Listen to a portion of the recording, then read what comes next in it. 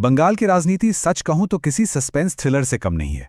एक ऐसा राज्य जहां कभी सड़कों से लेकर सत्ता के गलियारों तक सिर्फ एक ही नाम गूंजता था, दीदी ममता बनर्जी।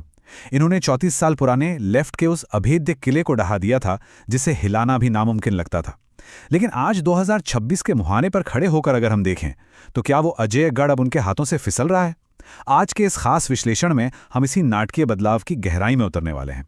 सबसे बड़ा सवाल जो इस वक्त हर किसी के दिमाग में है वो ये कि क्या अचानक से बंगाल की जनता का मन बदल गया या फिर सत्ता के शिखर पर पहुंचकर खुद दीदी बदल गईं। बिना किसी लाग लपेट या पक्षपात के आइए इस सियासी रहस्य को सुलझाते हैं। शुरुआत करते हैं हमारे पहले अध्याय से, दीदी का उदय। जरा फ्लैशबैक में चलते हैं 1990 का दशक, जब पूरे बंगाल में हताशा और बेरोजगारी का माहौल था। फिर आता है 2000 का दशक, सिंगूर और नंदीग्राम के वो खौफनाक जन आंदोलन तो आपको याद ही होंगे जिन्होंने पूरे देश को झकझोर कर रख दिया था। और फिर 2011 का वो ऐतिहासिक साल, सड़कों पर लड़ी गई एक लंबी और खूनी लड़ाई के बाद आखिरकार 34 साल पुराने लेफ्ट शासन का अंत हो गया।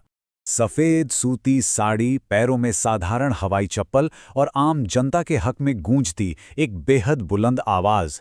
ये सिर्फ एक नेता की छवि नहीं थी, बल्कि ये वो दीदी थीं जो रेलवे प्लेटफॉर्म से लेकर गांव की धूल भरी गलियों तक हर आम इंसान के साथ कंधे से कंधा मिलाकर खड़ी थीं। सच कहूं तो यही उनकी सबसे बड़ी और अजेय ताकत थी। लेकिन फिर कहानी में आता है हमारा दूसरा अध्याय, सत्ता और आरोप।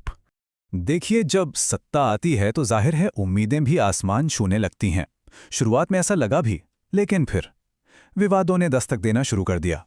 स्थानीय नेताओं का भारी दबाव, योजनाओं में कट मनी या कमीशन मांगे जाने की बातें, और सबसे बड़ा झटका जो लगा वो था बड़े पैमाने पर शिक्षक भर्ती घोटाले के गंभीर आरोप।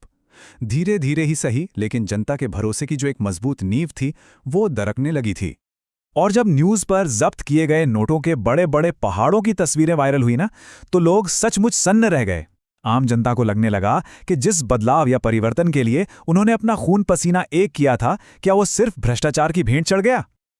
आगे बढ़ते हैं तीसरे अध्याय की तरफ, हिंसा और सियासी टकराव। बंगाल में चुनाव के बाद की जो हकीकत सामने आई वो सच में रोंगटे खड़े कर देने वाली थी। विपक्ष का सीधा आरोप रहा है कि राजनीतिक कार्यकर्ताओं पर शारीरिक हमले हुए, आगजनी की गई, हत्याएं हुईं और पूरे राज्य में जानबूझकर एक खौफ का माहौल बनाया गया। विपक्ष के मुताबिक ये सिर्फ कोई आम राजनीतिक लड़ाई नहीं थी, बल्कि डर कायम करने की एक बहुत ही क्रूर रणनीति थी। अशांति और खौफ के इसी घुटन भरे माहौल के बीच बंगाल के सियासी अखाड़े में एक नए और बेहद आक्रामक दावेदार की एंट्री होती है, भारतीय जनता पार्टी। जो पार्टी कभी बंगाल की राजनीति में हाशिए पर हुआ करती थी, उसने इस खालीपन और जनता के असंतोष को बहुत बारीकी से पकड़ा और देखते ही देखते गांव-गांव तक अपनी एक मजबूत बैठ बना ली। यहीं से शुरू होता है हमारा चौथा अध्याय, हिंदुत्व बनाम बंगाली अस्मिता। अब ये लड़ाई सिर्फ सड़क, पानी या विकास की नहीं रह गई थी, ये पूरी तरह से एक वैचारिक जंग बन चुकी है। एक तरफ है बीजेपी का नैरेटिव, जो सीधा आरोप लगाती है कि तुष्टीकरण की राजनीति हो रही है और हिंदू वोटों को पूरी तरह से अनदेखा किया जा रहा है। वहीं दूसरी तरफ टीएमसी का तीखा पलटवार है। ममता बनर्जी खुद को बंगाली संस्कृति और अस्मिता की सबसे बड़ी और अंतिम रक्षक के रूप में पेश करती हैं। यानी कि बंगाल के चुनाव अब सिर्फ विकास के मुद्दों से कहीं आगे निकल चुके हैं, ये अब सीधे सीधे पहचान की लड़ाई बन गए हैं। इस गहरी वैचारिक खाई ने यहाँ के हर एक चुनाव को एक हाई वोल्टेज, भावनात्मक और आर पार की जंग में तब्दील कर दिया है। अब आते हैं हमारे पांचवें और शायद सबसे अहम अध्याय पर, युवाओं का उबलता हुआ गुस्सा। आज अगर आप बंगाल के युवाओं से बात करें तो हताशा साफ नजर आती है। नए उद्योगों का नामो निशान ना होना, एक अदद नौकरी के लिए दूसरे राज्यों में पलायन करने की मजबूरी, और इन सब पर आग में घी का काम किया है उन भर्ती घोटालों ने, जिन्होंने युवाओं को सड़क पर उतरने पर मजबूर कर दिया। खाली पड़ी फैक्ट्रियां और छिनते हुए रोजगार, ये वो कड़वी सच्चाइयां हैं जो अब चुनावी नतीजों को पूरी तरह से पलटने का मादा रखती हैं। जिस बदलाव के लिए हमने वोट दिया था वो कहीं खो गया है। ये सिर्फ कोई सोशल मीडिया का मीम नहीं है, बल्कि ये बंगाल के युवाओं की असली और अंदरूनी आवाज़ है। इतिहास में शायद ये पहली बार हो रहा है जब युवाओं का इतना बड़ा तबका दीदी की नीतियों के खिलाफ खुलकर आवाज़ उठा रहा है। और यही हमें लाता है आखिरी अध्याय पर, 2026, एक नया मोड़। यकीन मानिए 2026 का जो ये महामुकाबला होने वाला है वो कोई रूटीन चुनाव नहीं है, ये सीधे तौर पर अस्तित्व की लड़ाई है। एक तरफ है ममता बनर्जी का कई दशकों का जमीनी अनुभव जो नस नस से बंगाल को जानती हैं, और दूसरी तरफ है बीजेपी की वो आक्रामक और जबरदस्त चुनावी मशीनरी जो रुकने का नाम नहीं ले रही।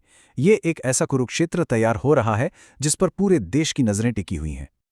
आखिरकार लोकतंत्र की सबसे बड़ी और निर्मम सच्चाई तो यही है ना कि जो जनता नेताओं को सत्ता के शिखर पर बिठा सकती है, वही जनता समय आने पर उनसे पाई पाई का हिसाब भी मांगती है। ताकत हमेशा और हमेशा लोगों के ही हाथों में होती है। तो अब सबसे बड़ा सवाल जो बाकी रह जाता है, क्या दीदी एक बार फिर हम सबको चौंकाते हुए कोई जादुई वापसी करेंगी और अपने किले को बचा लेंगी, या फिर बंगाल सच में हमेशा के लिए एक नए युग में प्रवेश कर चुका है? इसका जवाब तो खैर आने वाला वक्त ही देगा, लेकिन एक बात तो बिल्कुल तय है, बंगाल की राजनीति अब कभी पहले जैसी नहीं रहेगी। आप इस बारे में क्या सोचते हैं? हम फिर मिलेंगे ऐसे ही एक और गहरे विश्लेषण के साथ।